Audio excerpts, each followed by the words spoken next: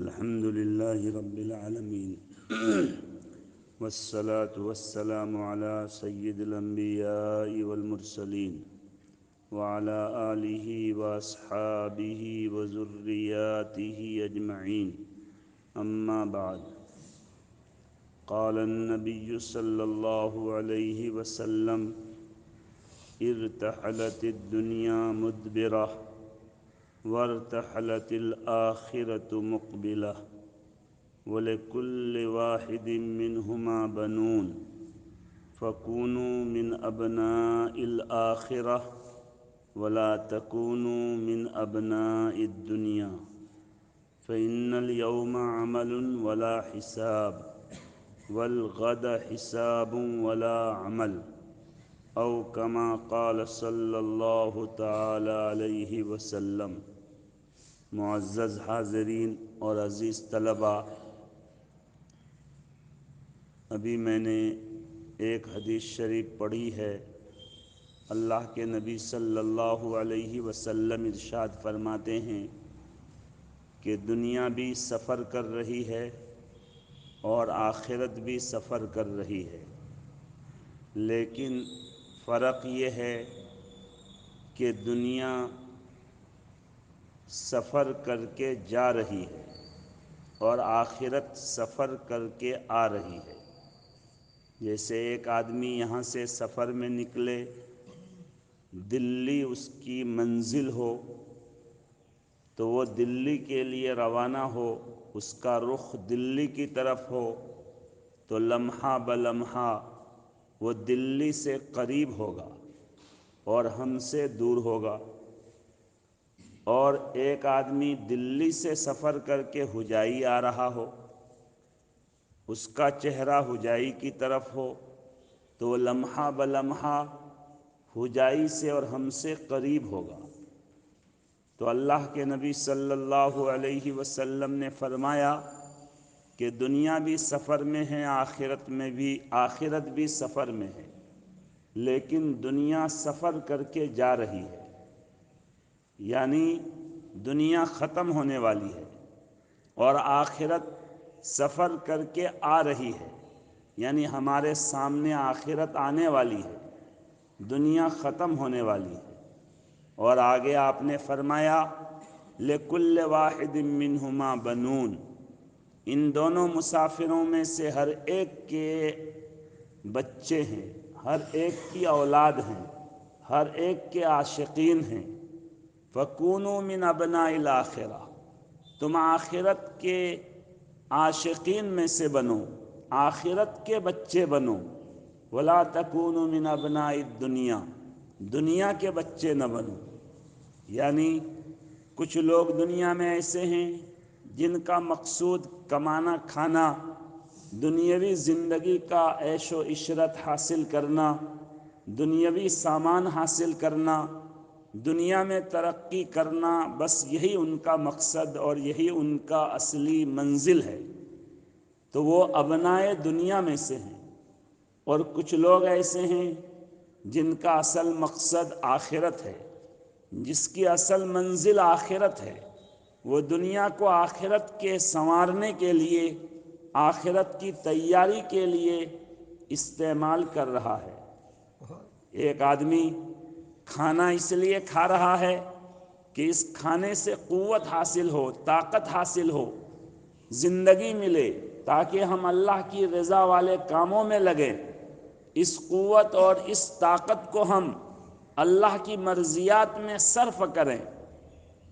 تو ظاہر ہے ان کا مقصد کھانا نہیں ہے، ان کا مقصد اللہ کی رضا والا کام ہے.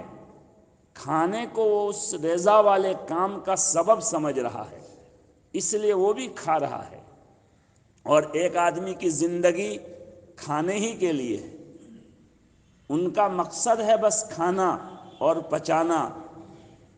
آگے اس کھانے سے جو طاقت حاصل ہوگی اس کو اللہ کی مرضیات کے لیے استعمال کرنے کی ان کی نیت نہیں ہے، ان کا ذہن نہیں ہے.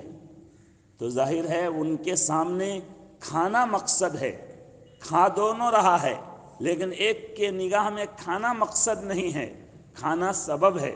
اور ایک کی نگاہ میں کھانا مقصد ہے۔ تو اللہ کے نبی صلی اللہ علیہ وسلم نے فرمایا کہ تم ابنائے آخرت میں سے بنو، یعنی تم اپنا مقصد آخرت کو بناؤ، اپنا مقصد اللہ کی رضا کو بناؤ، اپنا مقصد جنت کا حصول بناؤ، اپنا مقصد اللہ نے تمہارے لیے جو ایسے درجات، ایسی نعمتیں تیار کر رکھی ہیں، ما لا عین رأت، جس کو کسی آنکھ نے نہیں دیکھا، کسی کان نے نہیں سنا، دیکھنا اور سننا تو دور کی بات، وما خطر علی قلب بشر، کسی انسان کے دل میں کھٹک بھی نہیں آیا، سوچا بھی نہیں ہوگا کہ ایسی نعمتیں بھی ہو سکتی ہے، اتنا عمدہ انگور بھی ہو سکتا ہے، آم کی مٹھاس بھی اور آم کے اندر خوشبو بھی ایسی ہو سکتی ہے، کبھی آدمی سوچا بھی نہیں ہوگا ایسی نعمتیں اللہ کے یہاں ملیں گی۔ جن کا مقصد یہ نعمتیں ہیں، آخرت کی زندگی ہے، وہ ابنائے آخرت میں سے ہے، اور جن کا مقصد دنیاوی زندگی ہے، وہ ابنائے دنیا میں سے ہے۔ اللہ کے نبی نے فرمایا لِكُلٍّ مِّنْهُمَا بَنُونَ، دونوں مسافر کے چاہنے والے ہیں، دونوں مسافر کے ماننے والے ہیں، دونوں مسافر کے بیٹے ہیں۔ تم جو ہے دوسرا مسافر یعنی آخرت جو تمہارے سامنے آنے والی ہے، ان کی اولاد بنو، ان کو اپنا مقصد بناؤ۔ اور آگے آپ نے خلاصہ بیان کیا فَإِنَّ الْيَوْمَ عَمَلٌ وَلَا حِسَاب، آج عمل کا موقع ہے، آج کوئی حساب لینے والا نہیں ہے۔ اسی لیے حدیث میں ہے حاسبوا قبل ان تحاسبوا، اس سے پہلے اپنا حساب کتاب کر لو۔ جب تم سے ایگزام اور امتحان لیا جائے گا، تمہارا اللہ حساب لیں گے، اس سے پہلے اپنا حساب کتاب کر لو کہ تم زندگی کیسی گزار رہے ہو، تمہارے جو ہے ایام، تمہارے اوقات کو صحیح استعمال کر رہے ہو یا غلط، تم نیکیوں کے لکھنے والے فرشتے کو مشغول رکھے ہو یا برائی کے لکھنے والے فرشتے کو مشغول رکھے ہو، یہ حساب کتاب تم اپنا کر لو۔ ایک دن ایسا آئے گا کہ تم سے حساب لیا جائے گا، تم کو حساب کرنے کا موقع نہیں ملے گا۔ تو آج کا دن یعنی یہ دنیا، یہ عمل کا موقع ہے، آج کوئی حساب لینے والے نہیں ہیں۔ آج دنیا میں جو چاہو سو کرو، اللہ تعالیٰ نے دونوں راستے کھول دیے ہیں، وَهَدَيْنَاهُ النَّجْدَيْنِ، دونوں راستے کھلے ہوئے ہیں۔ خیر کے راستے میں کوئی چلنا چاہے اس کے لیے خیر کے مواقع ہیں، جو شر کے راستے میں چلنا چاہے اس کے لیے شر کے مواقع ہیں۔ آج چونکہ حساب کا دن نہیں ہے، اس لیے شر کے راستے میں چلنے والوں پر کوئی رکاوٹ نہیں ہے، دونوں راستے اللہ کھول رکھے ہیں۔ لیکن فَإِنَّ الْغَدَ حساب، آئندہ آنکھ بند ہونے کے بعد حساب کتاب ہوگا، وہاں عمل کا موقع نہیں ملے گا۔ چاہیں گے کہ دوبارہ دنیا میں بھیجے جائیں، پھر عمل کر کے آئیں، مگر یہ موقع نہیں ملے گا۔ ظاہر ہے جو اللہ کے جو ہے مبغوض بندے ہوں گے، جن کو جہنم میں ڈالا جائے گا، وہ بھی چاہیں گے کہ ہم کو دنیا میں بھیجا جائے اور دنیا میں کچھ عمل کر کے آئیں، ان کو تو موقع ہی نہیں ملے گا۔ اور جو اللہ کے نیک بندے ہوں گے، ان نیک بندوں کو کبھی دنیا میں واپس آنے کی تمنا ہی نہیں ہوگی سوائے شہید کے۔ حدیث میں آتا ہے صرف شہید یہ تمنا کرے گا کہ دنیا میں دوبارہ جاؤں اور جا کر جو ہے شہادت کا رتبہ حاصل کروں۔ شہادت کے وقت موت مرنے کا جو لطف اور مزہ ملا تھا، وہ مزہ جنت میں جانے کے بعد بھی شہید بھول نہیں پائے گا۔ اس لطف اور اس مزہ کے لیے اس کی تمنا ہوگی کہ ہم دوبارہ دنیا میں جائیں اور اللہ کے راستے میں اپنا سر کٹائیں، اور سر کٹانے کا لطف اور مزہ ہم کو دوبارہ ملے، کیونکہ یہ لطف یہ مزہ جنت میں بھی نہیں ملے گا۔ اس لیے وہ لطف اور وہ مزہ حاصل کرنے کے لیے شہید کی تمنا ہوگی دوبارہ واپس آنے کی، ورنہ کسی جنتی کی تمنا نہیں ہوگی۔ اور شہید کی بھی تمنا ہوگی تو دنیا کے لیے نہیں، بلکہ شہادت کے وقت کے لطف اور مزہ کو حاصل کرنے کے لیے۔ اس لیے یہ دونوں مسافر ہمارے سامنے ہیں۔ ایک مسافر اپنا سفر طے کر کر جا رہا ہے، اور ایک مسافر سفر طے کر کے ہمارے سامنے آ رہا ہے۔ جو جا رہا ہے اس کے بارے فکر کی ضرورت نہیں، اس لیے کہ دنیا تو مقدر میں لکھ دی گئی ہے۔ جب جان ڈالی گئی تھی ماں کے پیٹ میں، اس سے پہلے ہی آدمی کی روزی ان کے نصیب اور کپال میں لکھ دی گئی تھی۔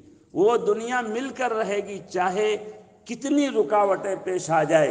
ایک ایک دانہ جب تک آدمی پورا نہیں کھائے گا، ایک ایک سانس جب تک مکمل نہیں لے لے گا، اس وقت تک موت نہیں آ سکتی ہے، کوئی مار نہیں سکتا ہے۔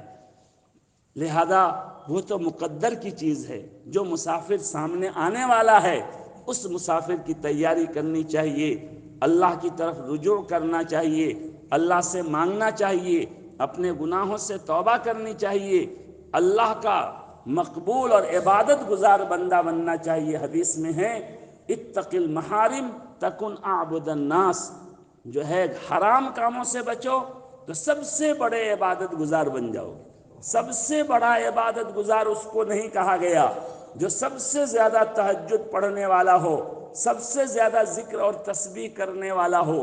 یہ سب چیزیں تو ہیں ہی عبادت، مگر سب سے بڑا عبادت گزار اللہ کا عابد بندہ وہ ہے جو گناہوں کو چھوڑ دے، ہر طرح کے گناہوں سے اپنے آپ کو پاک رکھنے کی کوشش کرے، شیطانی گناہوں سے بھی، نفسانی گناہوں سے بھی۔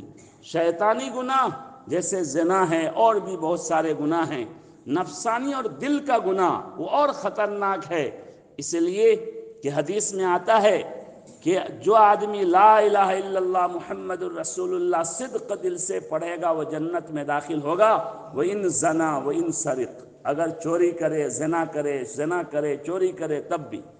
لیکن اللہ کے نبی نے فرمایا کہ جن کے قلب میں رائی کے دانے کے برابر بھی کبر ہوگا، بڑائی ہوگی، وہ جنت میں داخل نہیں ہوگا۔ رائی کے دانے کے برابر بھی نفسانی گناہ معاف نہیں، شیطانی گناہ اتنا بڑا بھی معاف ہو جاتا ہے۔ اس لیے شیطانی گناہ یہ بھی جو ہے زہر ہے، یہ بھی آگ ہے، لیکن نفسانی گناہ اور زیادہ خطرناک ہے۔ ہر طرح کے گناہوں سے اپنے آپ کو بچانا یہی عبادت ہے، اور یہی شریعت ہے، یہی اللہ کے قرب کا ذریعہ ہے۔ اس لیے ہمیں چاہیے کہ ہم ابنائے آخرت میں سے بنیں، عاشقین آخرت میں سے بنیں، جو ہے ہم اپنا مقصد آخرت کو، نصب العین آخرت کو بنائیں، دنیا کے بارے میں یقین رکھیں کہ ہمارے مقدر میں جو روزی، جو دنیا لکھی ہوئی ہے وہ مل کر رہے گی۔ صرف ہمیں سبب اختیار کرنے کا حکم ہے، ہم سبب اختیار ضرور کریں، لیکن اس کو اپنا مقصد، اپنی منزل نہ بنائیں۔ ہمارا مقصد اور ہماری منزل کچھ اور ہے، لہذا اس کو ہم مد نظر رکھیں۔ اللہ تعالی ہم سب کو اس کی توفیق عطا فرمائے، نیک عمل پر زندگی گزارنے کی اور نیک عمل کے ساتھ دنیا سے جانے کی توفیق عطا فرمائے۔ ہم سب کو اللہ ابنائے آخرت میں سے بنائے، ابنائے دنیا میں سے بننے سے اللہ ہماری پوری حفاظت فرمائے۔ وآخر دعوانا